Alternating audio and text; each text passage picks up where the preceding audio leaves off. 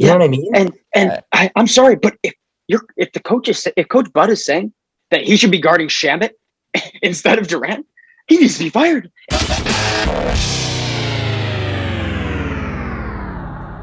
Welcome back, everybody, to the Targeting Podcast. Yes, sir. We are back. Boys, how are we doing? Wonderful. It is so great to be back. My God, it's been so long. It's been a minute. You guys thought you'd never see us again, but all it took was one Cape trip, one Maine trip, and Justin's in Martha's Vineyard, and the rest of it goes downhill. Yeah, so exactly. I know all of our 30 viewers are probably asking, why did you guys take a break? That's my favorite podcast, gone. Yeah, exactly. It's our favorite thing every week, but I don't know why there's no one specific reason, I think, but besides the boys have been settling the summer, we've been having a good summer so far, but we've been watching the playoffs. We're ready to get back into it, and boys, it's been tough because across both leagues, there's been so much going on, and series are ending at different times. That it was hard to just pick a moment to jump in and do something because there's just so much so many moving pieces that were still going on. It probably is the best moment right now. It probably is the closest moment we get. We got the Stanley Cup matchup solidified.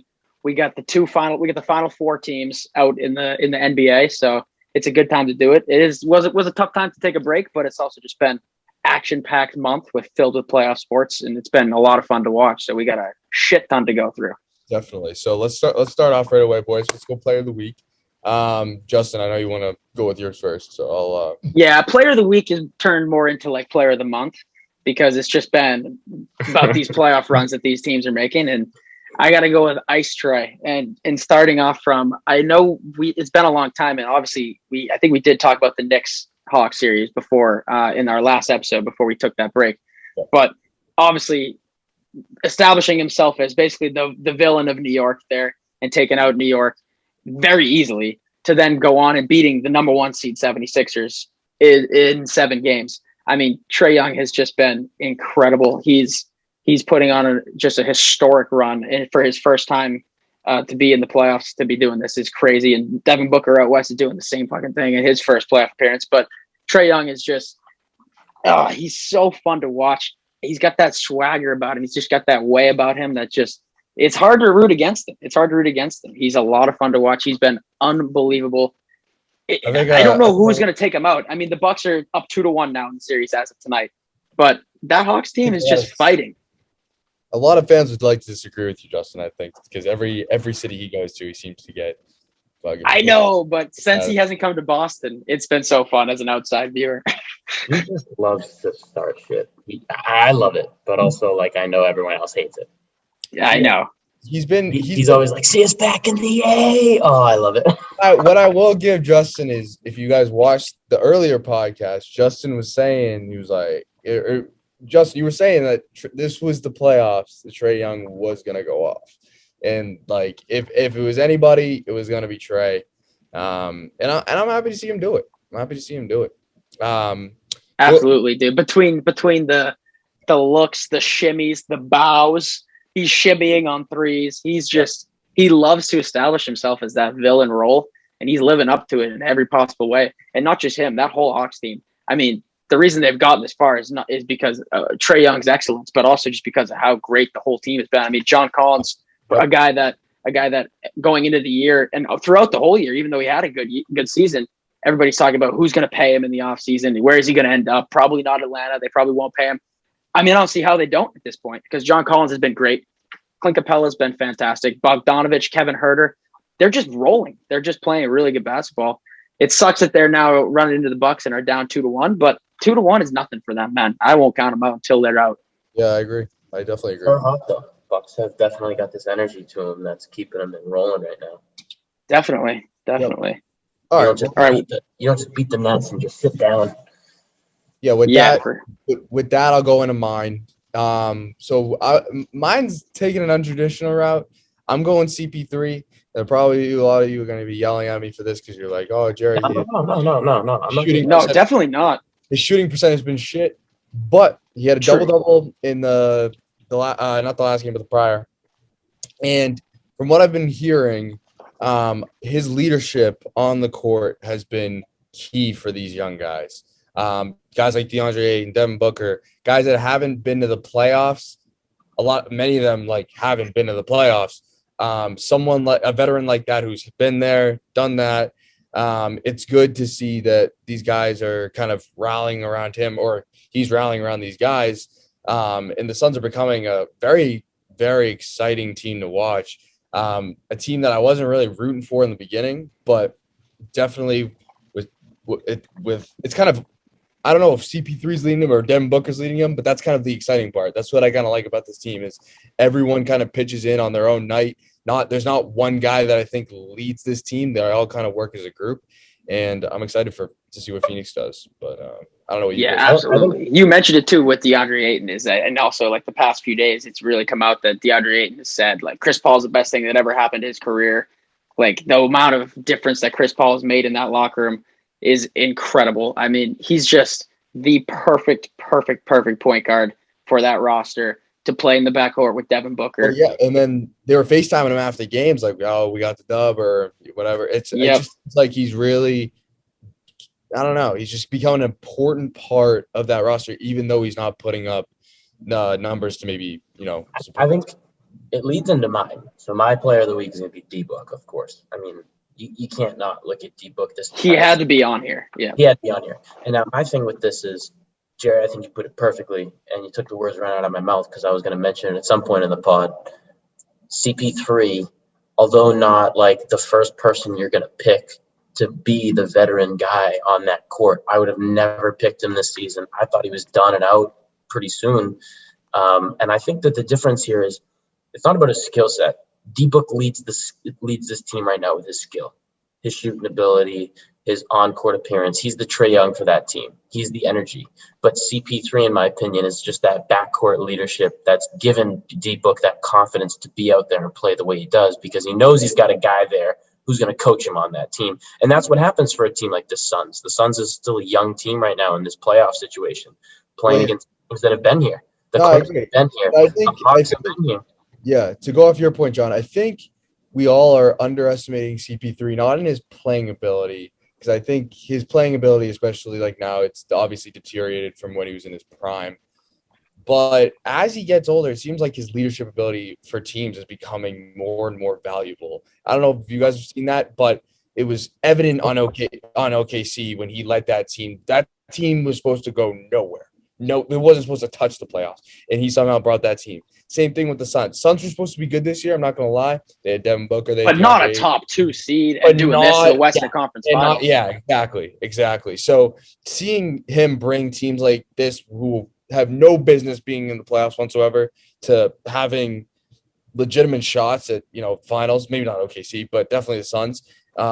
It's very exciting to see, and it's something teams are going to have to consider moving forward in the future. I'm gonna say right now, I think it would be the biggest mistake looking at what they got right now, no matter where they end up, no matter if they miss the playoffs somehow and the Clips make a comeback, which I doubt, but knock on wood, you never know what's going to happen.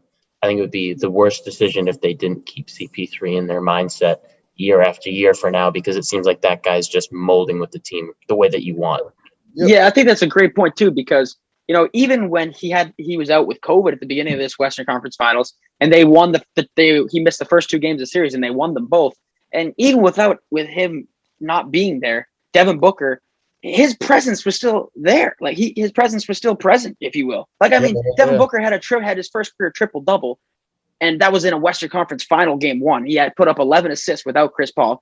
But if you don't think Chris Paul was involved with Devin Booker's mindset that night, to go out there and put up 11 assists, or the next night when Cameron Payne is starting for Chris Paul because he has COVID, Cam Payne put up 29 points and 9 assists. A crazy game. Yeah. Chris Paul has stuff to do with that. I mean, his impact goes way beyond the floor. Oh no, he's been such a great person to have in that locker room and to have on that team.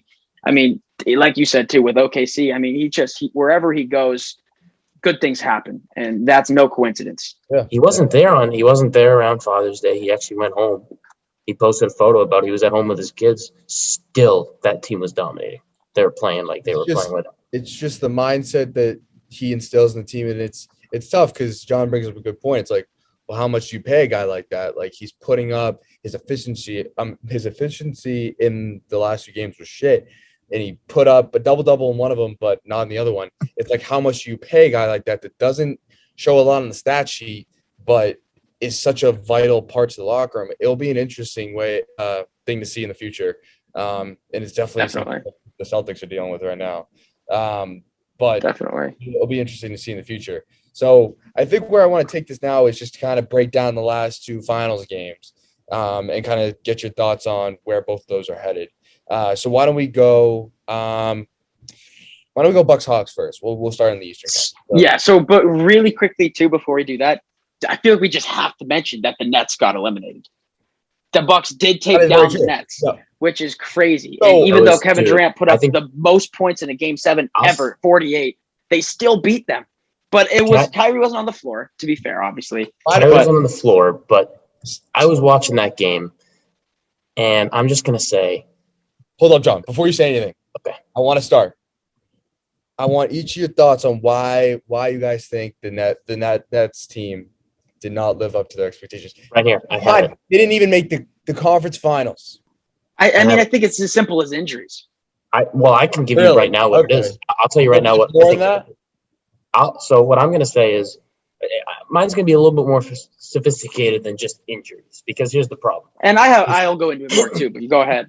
I think you're on the same page. I think we all were. We had this discussion is sitting out the minutes. I mean, they did a very good job balancing those big three for the most part, but I still think it wasn't as efficient towards the end there, because when you look at the way KD took that last shot, it summed up the entire series there. KD, every game on his back. Kyrie, when he came in, especially against the Celtics, not to bring it up, but with that one game, Kyrie was in there and he 40-40'd with KD. When Kyrie was in and he was hot, he was hot. But Kyrie wasn't always like that. And I'll be honest with you, Harden was just the third guy here. Every single game, like every series, he seems to be the third guy, even when he's out there with KD. And the problem is that Harden can make that shot at the end of the game. But KD has to feel all this pressure for him to make that shot, because he knows that no one can guard him, and that Harden is just not producing at the level that he should be right now with his minutes, with the efficiency, with the way the team is molding, with the way the team is functioning at the moment, which is fine. But that's a problem for them, because you can't have KD doing that, because now KD at that last shot completely airballed it. He was exhausted. I'm surprised he even got the ball out of his hand. He did not come out of the game. He played every single second of that game. And that's as much as I have, wishy-washy feelings towards KD just on his attitude sometimes, especially we'll get into that Scottie Pippen thing if you boys want. I respect KD's game entirely. And for a guy like that to not come out the game because he knows he has to carry that team, and he nearly did. He took it to a game 7. So much respect for that. Into OT as well. So much respect for that. My big problem is a little bit more on not KD in this case. It's actually more on Harden and Kyrie. And now I understand injuries has limited Kyrie in certain aspects, but also I feel like it's a lot of Kyrie's mental state.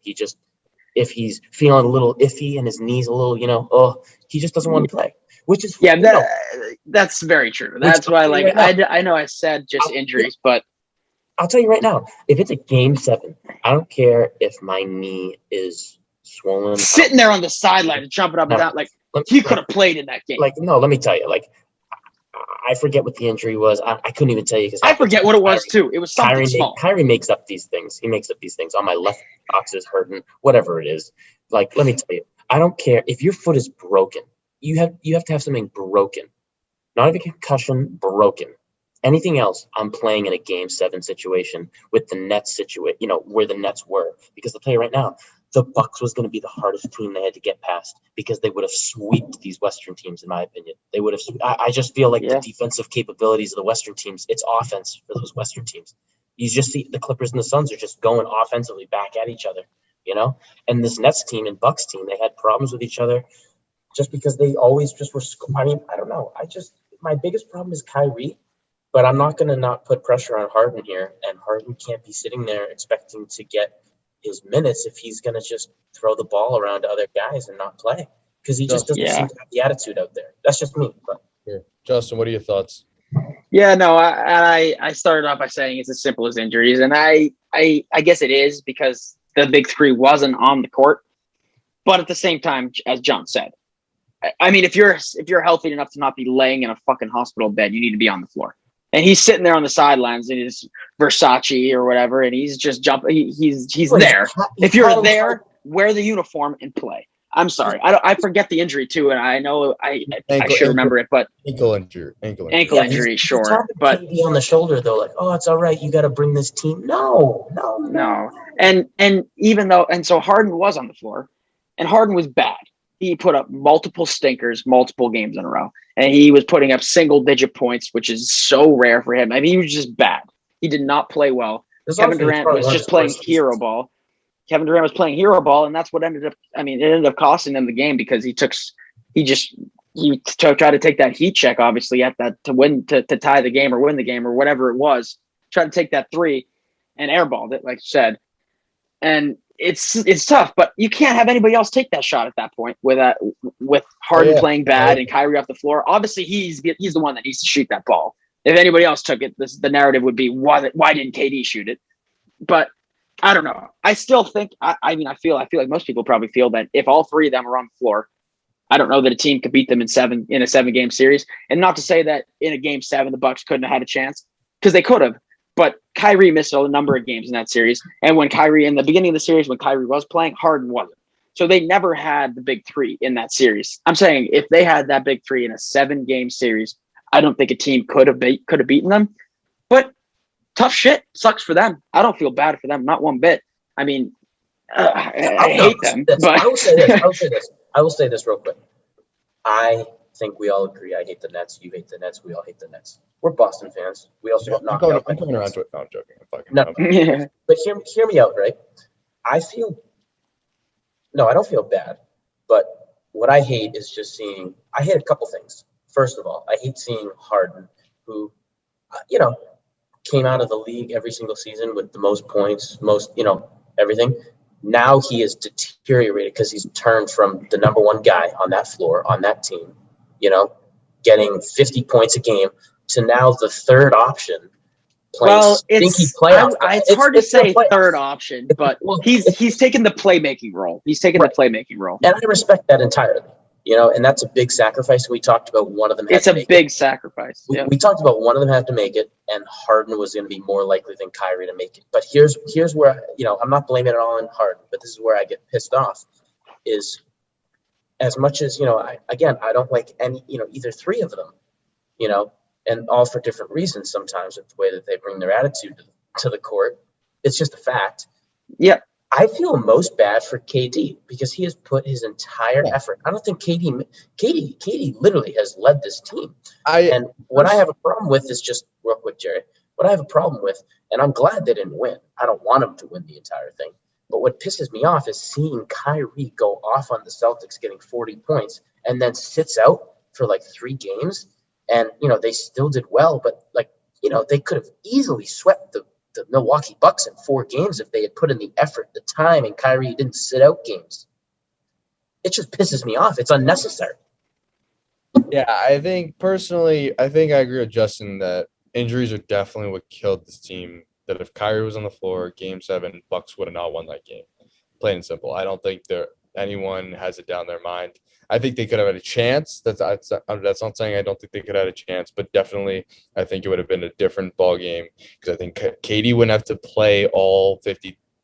How many minutes he ended up playing? Like 50 something. Yeah, and it wasn't the first time in that series that he played every second. So he wouldn't have to play 53 minutes. He probably would have been lights out still. Kyrie would have had a couple points. Harden would have had a couple points. It would have been fine.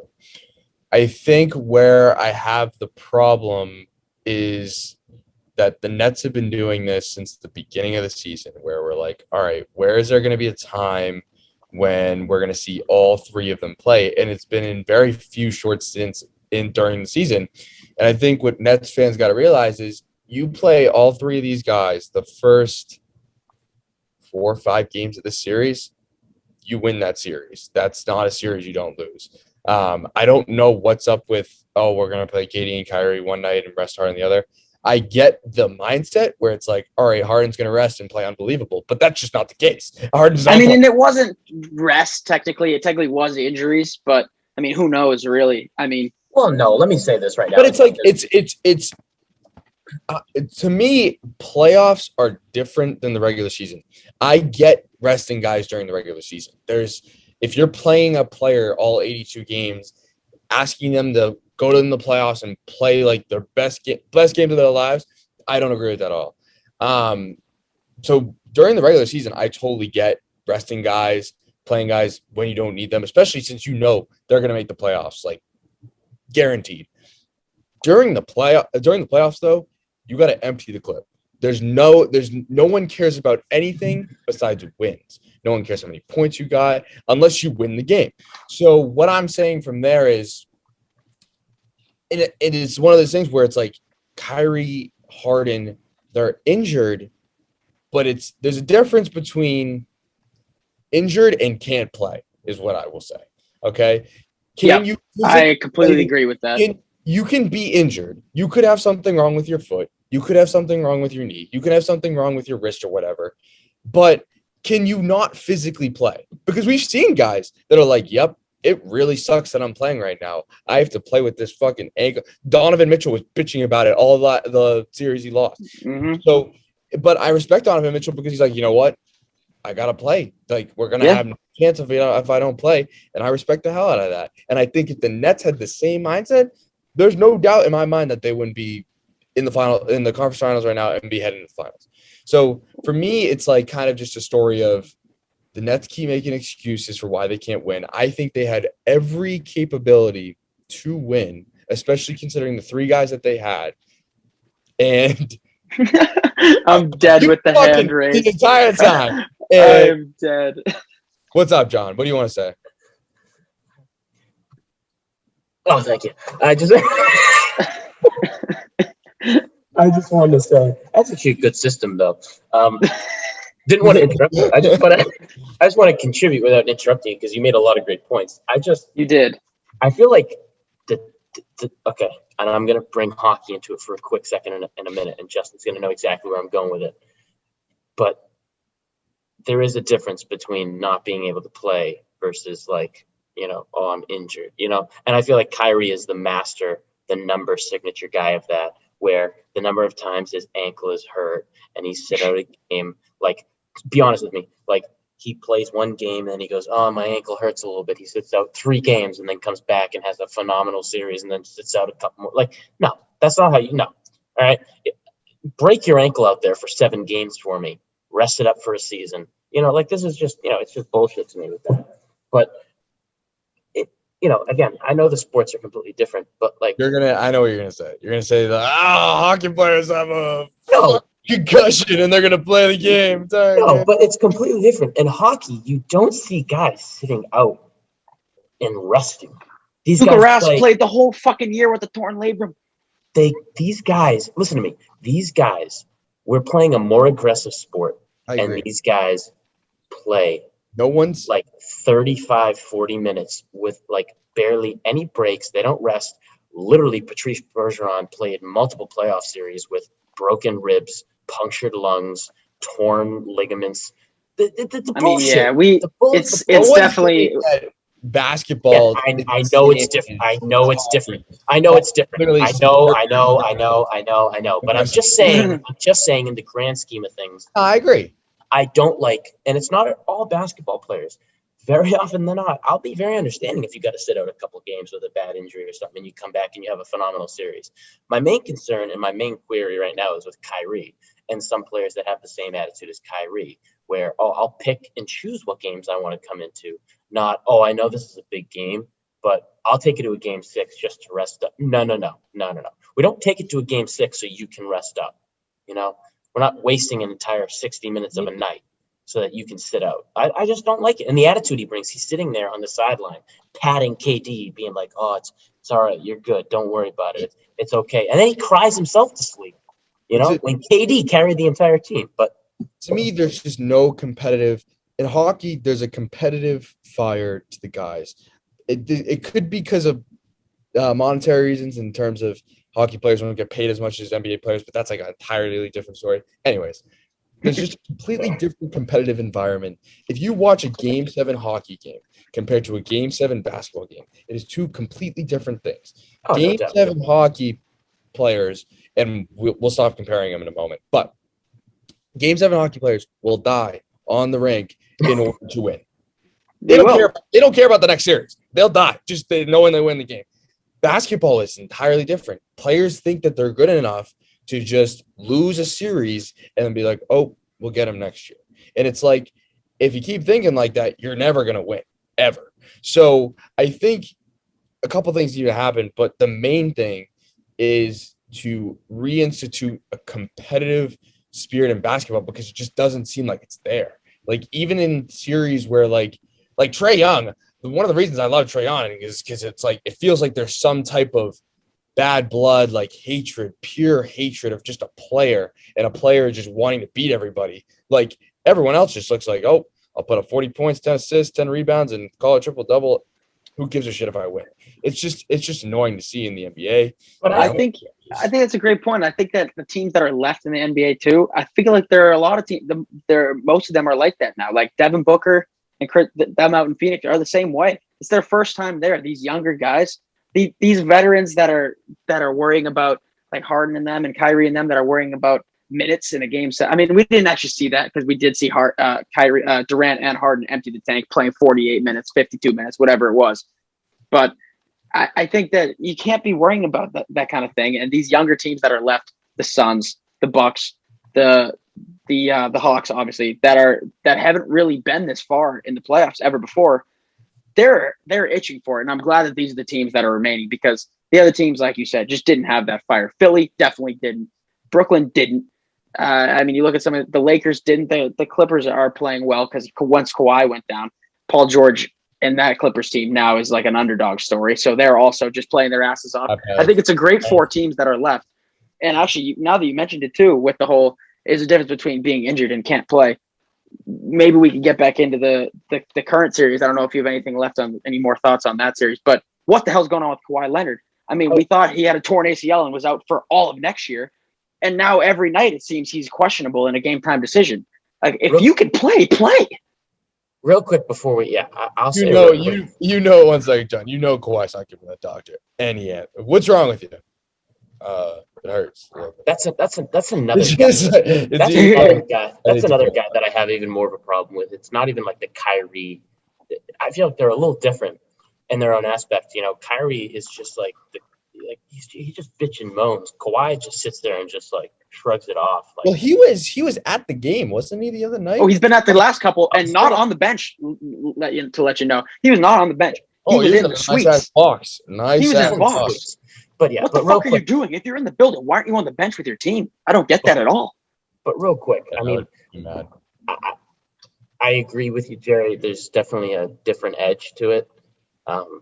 Competitive wise, I feel like the NBA didn't always used to be like that. I feel like if you go back to like Jordan and Larry Bird, there was a drive there. It's definitely a different game. It's a new feel, and I mean, but no matter what, I will say this: the last 4 teams, all 4 of these teams, I don't think one of them has been in a final situation or even won the championship since the most recent of the 4 is like 1971 or something like that. Right, but I think the only ones to have gone to the championship of the 4 in a while is the Suns, who were in like 90-something, I think. I don't even. Yeah. Okay. Yeah. Right. The last championship, I believe, was 7. But they didn't win. I think they lost to Jordan, but they didn't win. Basically, again, it's been so none of these teams have been here. So it's going to be great no matter who wins. I'm really rooting for any of them, but I want But I think I'm calling Suns Hawks right now, and if we can go around the table afterwards, we can go around the table when we're all done. Yeah. So staying on Suns Clippers, I think. I agree with Justin. I don't know why Kawhi's not out there. It seems like he was out with a torn ACL, but I mean, if you're in the building, I don't see why you can't play. I don't know. And it's like that hasn't been confirmed. How has it not been confirmed? You haven't had a doctor look at it in 3 weeks? What? That just seems like comparing apples. What the hell is the injury? How do we not know? Well, it's just like it's either a torn ACL or it's fine. Like, I don't feel like there's a lot of. No. If it's torn ACL, this guy cannot be walking around. That's what I'm trying to say. It's like it's not like is it sprained or broken? Like it could be a little bit of both. Like it could be getting towards broken. No, it's a torn ACL or the knee's fine, or it could be like a little bit of a sprain, but nothing crazy. Like It's either torn or it isn't. That's Hyperextended. what I'm My saying. cousin's boyfriend has a torn ACL. He's sitting in a bed right now. He's got his leg like That's what I'm saying. hanging from the ceiling. He can't sitting walk. He's sitting in a chair. Like, I don't know. So that's one thing. Another thing, just great point Justin brought up. He's in a fucking suite and not even on the bench. That would piss me off. Of course, it doesn't piss anyone in the NBA off, but that would piss me off. What kind of a teammate is that? But I'll tell you right now, if he doesn't play that game, I think if he doesn't play that next game, And now they're in an elimination game. Yeah, they're down if he 3-1. doesn't play that game or he's in the suite the next game, going back to that series, I do think Phoenix closes that out. I don't see how they don't. I know. Yeah, Chris that Paul- game 5's in Phoenix as well. Give me Phoenix. they're putting Chris a Paul dagger. made a funny joke about the 3-1 series and how he lets them up. But personally, I feel like Clippers don't have the manpower. I also don't think they have the balls to force that to 7 games. I don't think they have the mental willpower personally. I don't think They're Paul putting a George has dagger. that happen. I feel like after a while that will get old, and I feel like Phoenix takes this. I think they take it in game 5 personally. Oh no, I was going to say it too. I'm totally there with you. I think it's a pretty easy wrap up, and I don't think there's much to talk about here. They're just going to put a dagger through it because the Clippers. I mean, they had a great game that they won before, and I loved seeing that energy there. But since then, I just haven't seen that drive. It just seems like they're just going with the motions, and Kawhi not being in the picture right now really just kills it. I mean, it wasn't even Kawhi in that game that was leading the team there. It seemed like it was Man and fucking, like it's Reggie just, Jackson. and Yeah, Reggie which Jackson. I do want to shout out those two guys because they have been incredible in Kawhi's absence and when he's on the floor. Reggie Jackson has just been an unbelievable. He's turned into one of the better point guards in the playoffs. And Terrence Mann's also been incredible for a guy that was drafted late in the NBA draft a few years ago that really nobody ever gave the light of day. I mean, he has really turned it up this year, and Reggie Jackson has been unbelievable. And somehow find a way to get him to Boston next year, please. But let me say, I mean, nothing against those two. I mean, they've done so well, but there's no need for those two guys to have to. I mean, I love them stepping up, but if Kawhi is in that game or if Kawhi is in a game, there's no reason why he should not be the one lighting it up, and these two should be the second best on that team in that moment. And it just seems like it's the exact opposite. Kawhi is trailing behind them. He's feeding them the balls because he doesn't. You know what I mean? It's not these guys. I guess I also want to shout out Paul George as well because he did shut up a lot of the playoff P shit. I mean, he's been good, but all that being said, he definitely has missed some bad free throws. Real quick, too. Let's talk about. Do we know what Paul George's contract is? It's still a couple more years. Him and Kawhi are still at least one more year, I think, too. Did you see? Okay. Did you see Ballmer friggin' put his head down once? Yeah. That's that's brutal. Anyways, I don't know. I Bucks- feel like Paul George is one of those guys where it's like you're working underhanded, so I have some sympathy for you. At the same time, you're a pretty decent player. You got to be hitting those at the end of games to give your team a shot. Like you shouldn't be the reason your team is getting behind, if that makes sense. Dude, how many times have we talked about you in the final 3 minutes of a game? If there are foul shots, that changes the entire momentum of that game, and you can't go up and miss. You need to make one of the two. You need to make one of the two. Dude, he missed in game 2. They were up 1. Obviously, we all know the play. They were up 1. He missed both. And now you go down the other end, and they throw a lob to the rim. Jay Crowder with an absolute dot. What a pass. And DeAndre Ayton dunks it down on an alley-oop with 0.8 seconds. You can't first of all, that's the only thing you need to guard. What a screen by Devin Booker, by the way. He made that play happen. But still, you have to guard that better. I'm sorry. You can't. That's the only way they can beat you is with an alley-oop at the rim.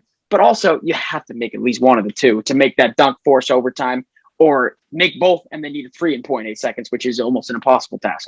So it's really, you can't. But let's be like that lost them the game because in that situation, you're not going for an alley-oop if you make both those free throws. And if you make one of those free throws, the alley-oop takes you. That's what I'm saying.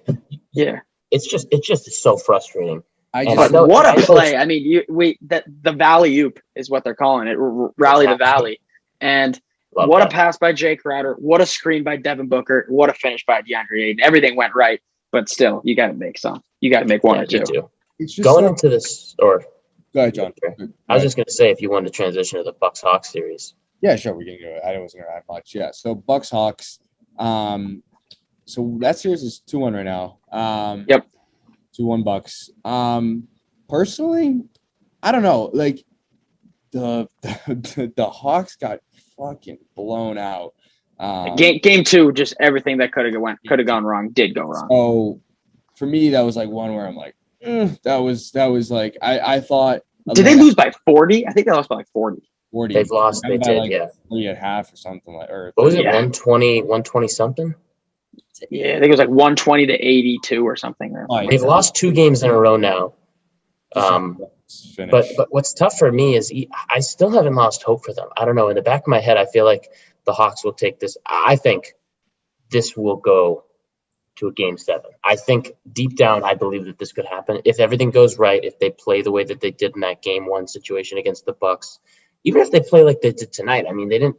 I checked a couple of little highlight reels, but they didn't seem to play terrible. But again, you need to close out. I mean, this team is not a team like this team just beat the Nets. This is not a team that you can just skate by and think that you're going to win a game. They need to play the best basketball they can play. And I think that's possible. And I think Trae Young brings that energy. And I think they have that energy. And they need to win those home games for sure. For me, But- as long as Giannis and Chris Middleton do not shit the bed, I think Bucks win this series. That's my personal opinion. I don't think. Yeah, I would have loved to take the Hawks. In fact, I did like them in the Knicks series, undoubtedly. I honestly liked them in the Philly series too. I know we didn't have a podcast for me to say it, but actually, really quickly, never got a chance to fucking say that I was right. Our last podcast was the Clippers were down 0-2 to the Mavericks, and I said, "Give me the Clippers." Down 0-2, and they did win that series. We can move on from that, but that was a hell of a call on my part. I just have to say. But I have to say I don't think that I like the Bucks in the series as well. Unfortunately, as much as I love the Ice Trae story, and look, I hope I'm wrong. Please, I hope I'm wrong. But I honestly, I fear that they won't split at home. I don't think they're going to take Game 4. And if the Bucks go up 3-1 going back to Milwaukee, that's that. I'll say right now, I always am the guy who takes something different from you boys. I don't want to be just generic here, and because if we're all saying Bucks, that's just boring. There's no argument here. It is. It is. And I already called it. I'm gonna say, If you feel that way, Johnny boy, don't feel bad. Pick them. no, I don't. hope I I'm don't. wrong. I hope I'm you're gonna say right. I I'm hope gonna you're say right. Suns Hawks just because deep down I got a little bit of hope. I do obviously on the surface here after this game and after that blowout, Bucks beating the Nets. It does look nice for the Bucks. And finally, I'm happy it's going their way, to be honest with you, because it feels like every season they shit the bed. Well, that's because they do. That's because they do. Real quick, I will say, I don't know if the Bucks even go on, which they probably will, how this is going to work. Because why the fuck was Giannis not guarding KD? I just don't know. These two are literally the exact, these two, literally, you put them together, match them up. They're both unguardable, really. They're both 6'11". I mean, Giannis has probably got a little bit more chunk to him, a little bit more beef to him, but still, KD is not like an easy body. You know what I mean? And it just pisses me off. It just I could rant about. Who was he covering? He was covering fucking Dude, he's literally in the corner with Bryn Forbes. What are you doing? I mean, in the corner with Landry Shamet. Sorry, my bad. In the corner with Landry Shamet as Kevin Durant is ISOing with PJ Tucker. I could rant about Giannis. Okay, I will say right this now, though. actually, I will say this. but- PJ Tucker was definitely holding his own for. Oh, PJ Tucker did an incredible job, but at the end of the day, PJ Tucker is like 6'7", 6'8". It didn't matter. PJ Tucker was incredible, unbelievable defense from PJ Tucker the whole series on KD. But at the end of the day, in an ISO situation, he gets his hand up. He's literally all up in him, gets the hand where he needs to be. It was as good as he possibly can. I will say. Durant can just raise up. Giannis is the same height. I will say, play of the series, but play of that game. One of those games, it was Game 7, I believe, was when Chris Middleton just stepped in for PJ Tucker. PJ Tucker had KD at the body, but KD's just so tall, he almost just dropped a 3, and Chris Middleton just completely swatted it. And Giannis, if he was there, it could have been easily one guy instead of 2 on him, and you could have freed up space for. It is unbelievably aggravating to me for years now to watch Giannis, and I'm saying this on the offensive side of the ball and on the defensive side of the ball. And I'll start with defensive because you've already just mentioned it, and the fact that he's not guarding Kevin Durant is unbelievable because that extra 4 inches that he has instead of PJ Tucker is the difference in a contest on Kevin Durant. It is, and he's also won a Defensive Player of the Year. He's won two MVPs, 1 Defensive Player of the Year. How are you the Defensive Player of the Year and not guarding Kevin Durant in that series? I don't understand it at all. Well, It blows my mind. And he did the same thing last year when they got eliminated by the Heat. They got swept by the Heat. Jimmy Butler was absolutely torching them, and he refused to guard Jimmy Butler. I can't stand it. I can't stand watching it. And then you go to the offensive side of the ball, and he's got Harden on him, or he gets a switch with Harden on him, or a switch with Trae Young on him, and he backs him down into the paint, fades away, takes a fall away jumper, falling away. Like, what are you doing? Go at him. That's Trae Young, maybe the worst defender in the league. Like, what are you doing? Go at him. You got him down in the paint, and you're gonna fall away on a spinning fadeaway. What are you doing? That's essentially my point. It's like the only way the Bucks lose this series, it's in their hands, for me at least. Like that, there's no way, considering the guys they have versus the guys that Atlanta have. And Atlanta doesn't rely on very few people, but it's definitely very few people that dominate, and then the rest of the bench is kind of like But the Bucks, in my opinion, in terms of size, athleticism, and just pure skill, have every ability to win the series and to win it comfortably. It's just whether Giannis and Chris Middleton want to take control of the series. And no, I agree with you. Will they? I don't know. Giannis hasn't really shown a lot of. Giannis does what I think a lot of NBA players do, and they act competitive. He gets a dunk and he's like, it's like, all right, well, the last 17 possessions you weren't guarding the best player on the courts. You can't really be doing that. What pisses me off is that, like, in a situation like let's just hypothetically speaking, if you just went back to that Nets series, if Kyrie is playing in that Game 7, you need PJ Tucker on Kyrie. Like, PJ Tucker would lock him up. PJ Tucker was looking nice on KD, and he would still look bad because KD is just that good. Kyrie with his hands, PJ Tucker was all over KD. Then that's when you put Giannis on KD, PJ Tucker on Kyrie. That's the best defensive, job you can do in that situation. The Nets probably still would win, but that's the best job you can do. But no, Giannis is guarding Shannon. Like, what? Yeah, for me, at least, I don't know like Griffin's job. Oh my God. If you guys have any thoughts on this, but if the Bucks don't make the finals this year, Bucks have to find a way to get a veteran presence in that Milwaukee locker room. And here's why. And I think that's what they did with Drew Holiday. Drew Holiday's had a tough go at it. He has not played great offensively. And they don't have Dante DiVincenzo either, which is a gigantic injury for them. Pat Connaughton has taken those threes that you would want Dante DiVincenzo taking, which is bad. That's a loss. That's a big time L. Yet still here I am saying I think they probably do beat the Hawks, even though all these things, Giannis is being a bitch. Drew Holiday is not playing great. They don't have Dante. I still feel like I still Why does take it feel like it's the same problems every single fucking season? Every season for the past 4 years, I feel like we've talked about Giannis just being a bitch. But I do agree with you though, Jared. More veterans could never hurt.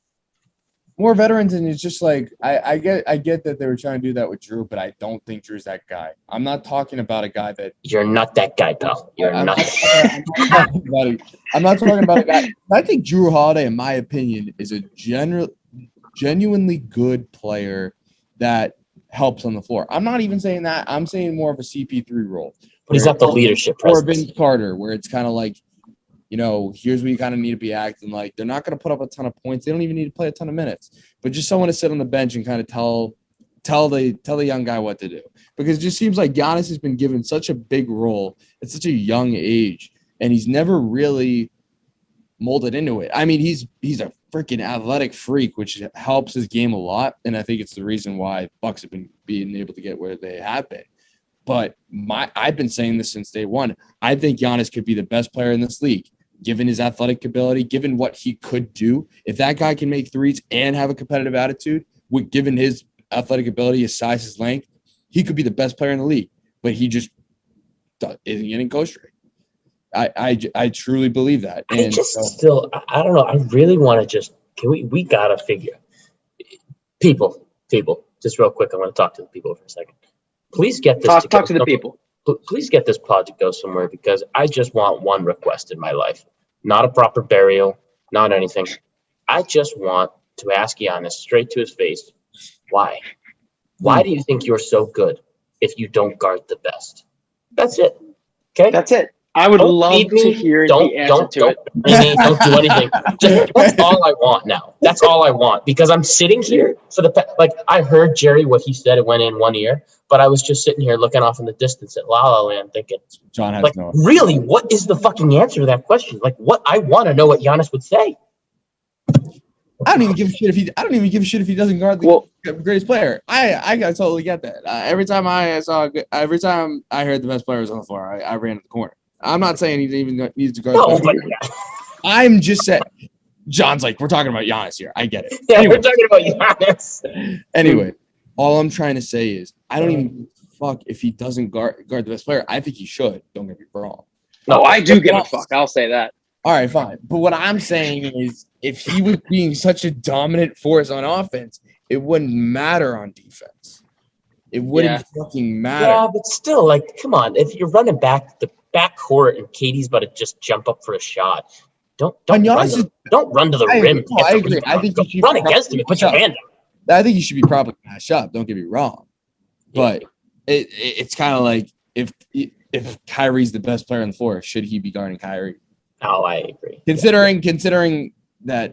Yeah, I agree. As long as he's guarding one of all I'm saying is not right. One of, but he doesn't even guard one of. That's the thing. No. You're right about that. And actually, funnily enough, that you said that is because they did ask him that when they got swept by the Heat last year, and his answer was that Coach Bud makes the calls. He says who guards who. Okay, that is what a stupid answer. What a stupid answer. I don't give a shit about that. I'll say that when the Raptors played when Kawhi was in Toronto and they won that championship and they were down, the Raptors were down 2-0 to Milwaukee in the Eastern Conference Finals. And Kawhi said, down 2-0, Kawhi goes in the interview. They're like, well, what needs to change in this series for you guys to have a chance in this? Kawhi said, the change that's going to be made is I'm going to guard Giannis. And he did, and they won 4 in a row and 1 in 6. Giannis could definitely say the same thing. I don't care what your coach says. If you are the defensive player of the year, you go out there and guard who you want to guard, preferably the best player on the floor. Can I also say, I think between the three of us, and after this, we can move. We can move on too. But. We can move on real quick. We also want to get into some NHL later. But I think of the three of us, we all agree that your coach tells you something, and if you know that, all right, yes, I need to do that, but is that going to be the smartest option? You know what I mean? For example, that example is Coach Bud tells you not to guard KD or whatever situation you're in, right? Whatever situation you're in. Yeah, but, what's the worst thing that's going to happen? You're going to guard him. You're probably going to dominate and do so well. You might end up winning the game. Is your coach going to yell at you for not listening to him? No, you fucking won the game. You know what I mean? And I'm sorry, but if Coach Bud is saying that he should be guarding Shamet instead of Durant, he needs to be fired. And I already think Coach Bud needs to be fired because he is horrible. He's been a bad coach for that Milwaukee team for years now. I already think he needs to be fired. But if he's genuinely saying that he should be guarding Shamet instead of Durant, what a horrible coach. It's actually stupid. It's actually stupid. Yeah. No one's disagreeing with that. I just think that I think he should guard one of. I don't necessarily think he should guard one of. I mean, obviously, like you said, if Kyrie were on a team by himself and Kyrie's lighting you up, it doesn't necessarily make sense for Giannis to guard Kyrie given the size difference, given Kyrie's foot speed. But in this case, they were both 6'11". There's absolutely no excuse. There's no excuse, no. And even in a situation like that with Kyrie, if you don't get the chance to switch and Kyrie is there going to take a shot and you're on him, block the shit out of that thing. Don't just run away and try to find the guy that you're supposed to guard and leave it open for him to take that shot. I just feel like that's what he does. I mean, yeah, and I get that Giannis' specialty and why he won Defensive Player of the Year is because he's an off-ball defender, primarily. I get that. He's the best off-ball defender in the league. But I'm sorry, you shouldn't be the Defensive Player of the Year if you can't play on-ball D as well. But you know what? Anyways, we should give an off-ball and on-ball one because clearly he cannot win the on-ball one. But we can move on. And do we want to wrap up by just saying what our finals matchup I predictions will, are. I will, but I really also want to say the complete what the fuck moment of this entire thing. Oh, go ahead. Is Ben Simmons. Ben Simmons. I Yeah. hate him. I just hate him. I fucking atrocious. Just the way that series ended. Like what the fuck? Like God. literally, my grandmother hasn't played a sport in her life. Give her one leg, one arm, and blindfold her, and she could make that layup. I know. How are you passing out of that layup, bro? How are you passing out of that layup? Holy shit. I could say so many things right now that would like just completely destroy this entire podcast, and I'm not going to. But what Ben the Simmons mentally took a shit in that fucking game 7, and it was evident. I don't know. I think personally, I think it was a mental thing. I think it was a mental thing. I don't think Ben Simmons is a bad player. Who's got to stop it with the raised hands? Anyways, I'm just gonna say what I'm gonna say. I don't think it was a player thing. I think a lot of people think Ben Simmons is ass. I don't think Ben Simmons is ass. I don't even know if people think that. But personally, that's what the vibe. He's ass. I don't think he's ass. I think he's got a huge mental block in his game that's inhibiting him to effectively play basketball. I think that he's being asked to do too much too soon. Is plain and simple. I get he's getting paid a lot of money. I get that he's supposed to be that guy, but I just think there's too much pressure, and I don't know who's telling him what, but I just think there's something going on there. I don't know if he's got like a LeVar that's like just shit talking in his ear every 2 seconds. I don't know if he needs to be praised every freaking five seconds, but there is a mental issue that needs to be. Oh, I agree, and I think and Doc Rivers saying when they asked him, can he be the point guard on a championship team? Doc Rivers saying, I don't know. Not going to help his mental block. But not going to help his mental block. But I guess, Jerry, I think you bring up a good point. I mean, hell, I don't know. Maybe a nice back rub and a foot massage wouldn't hurt his mental game. But who's going to give it to him? I don't know. But I think he's great. I think he's a great player. But I'm just saying, in that situation, like, there's no reason why, like, a mental block should allow you to miss an open layup that is, like, taught at the most basic level. Like, basically, he just was taught, his entire life how to shit in the toilet, and he just went and took a shit in the middle of the stairway. Like, what? And I don't blame you. I'm not eliminating any. What an analogy. I'm not eliminating any. I'm wrong. I'm not eliminating any blame from Ben Simmons. I just generally think that his mindset in that game was, hey, if I do nothing, I can't be blamed for the loss. And it's kind of like, well, that's not necessarily. But you can be blamed for the loss, and I do blame him for the loss. But I think there needs to be somebody there. If it's not Doc, it's got to be one of your players being like, hey, like if I was on the bench in that game, I don't give a shit if I don't play 0 minutes. I don't give a shit if I get paid, $250K a year, and that's a lot. But like I meant like NBA player, that's not right.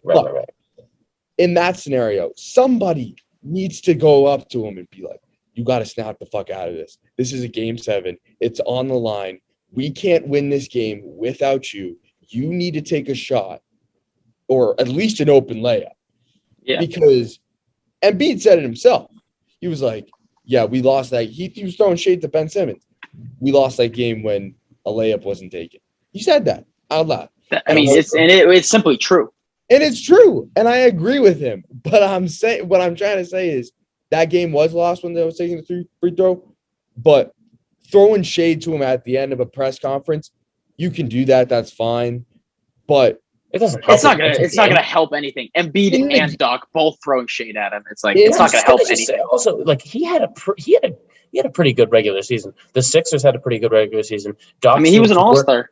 Doc seemed to work with this team very well. I think I'm just going to say, it's not all Ben Simmons. I think it goes back to Doc in the playoffs. Again, shitting the bed. One of the worst playoff coaches in Game 7 series, in series, really. He's now lost the most elimination games of any coach ever. I think the press conference he gave, and I think that's the point you're trying to make, Jerry. I think it summed up the entire game there is that Doc just did not put a lot of, trust and confidence into his players, most specifically Ben Simmons. And I think that kills Ben Simmons' game. Every player is different. Every player has their own problems off the court. Every player has grown up in a different environment and needs different ways of coming at things. Some players are just built like a rock, like Kawhi, and just don't laugh, don't smile, don't love, don't do anything. Just a fucking robot. And some are like Ben Simmons, where you just need to nurture them. You just need to give them a little confidence on the court. And it just seems like Doc's not that coach for him. Yeah, and we can't move on without me taking my stab at him, and I will. But and like I said, I understand that I'm not just going to go ahead and say the whole entire series is his fault. But you said it, Jerry, that he is asked a lot at a young age, but he's on his max contract now. I don't care how young you are. You're making max money. You're getting paid as much as anybody else in this league. You have to be better, and that's just a fact.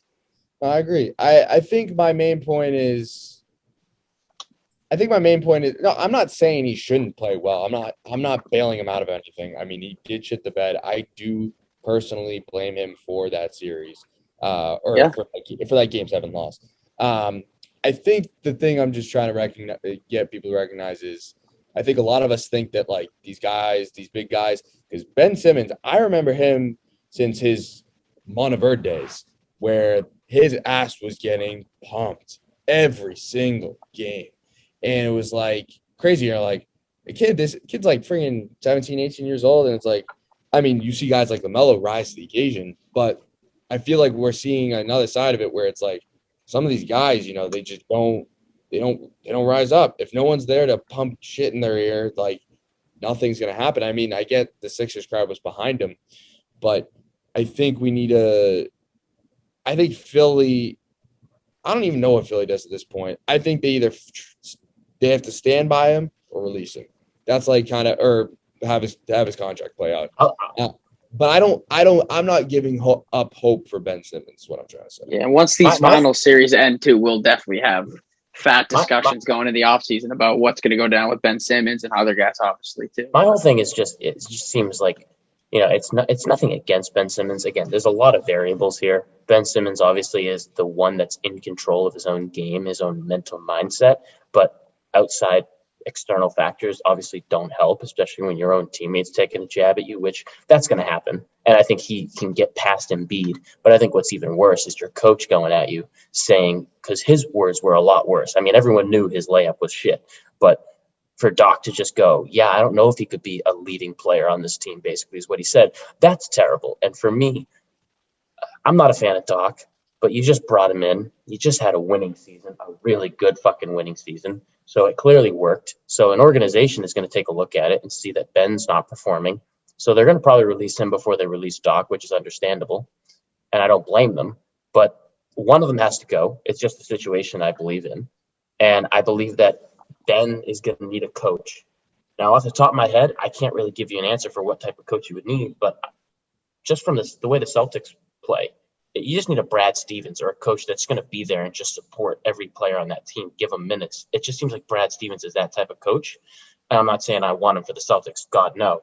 But you need a coach like that, like Tibbs, someone who's just going to like really fuel the mental game for Ben Simmons. And I feel like the rest is history there. I don't know if he'll ever climb back out from the gutters that much, but it just seems like he's in a bad rut. And I just don't think he can stay in Philly anymore. That's just my opinion on it. It seems like it's going nowhere. I mean, and we've been saying it for years. Simmons and Embiid. How good can that duo be? So, and we kind of it's going nowhere. It's going nowhere. Yeah, literally. But we can move on. We can go around the table and say our guesses for the finals if you boys want and wrap it up. Sounds good. Yeah, John. I think you already kind of started us off there. You sticking with Hawks, Suns? I'm gonna say Suns and Hawks. I'm gonna keep it nice and nifty on that Hawks Bucks side, but I'm gonna say Suns Hawks, and in that series. Well, hold on now, because we'll be back next week. We're back. The boys are back. Okay. We'll be back next week, so we'll be back. So just run around. Suns Hawks. And then Jay, you want to go? Yeah, Suns Bucks. Yeah, I'm gonna go Suns Bucks. And then we'll have to make our predictions for the finals next week. But yeah, Suns Bucks. Sure. I think I might have to take as well. I don't have to take. Yeah, and it'll be a great series. That'll be an unreal series. Sounds good. Either one. I think Either that one. would be Ice Trey versus either D one. I Book think or- that'll be probably one of the best or most Oh. fun series I've seen in a while, right there. Yeah, for sure. Yep. All right, boys. You want to call it? Yeah, we'll call it. It's been a great episode. Glad the boys are back. Great to be back. Baby. If you made it this far, you obviously like something. So obviously like and subscribe. Hey, we hit 51 subscribers the other day. We didn't even put out a single piece of content. So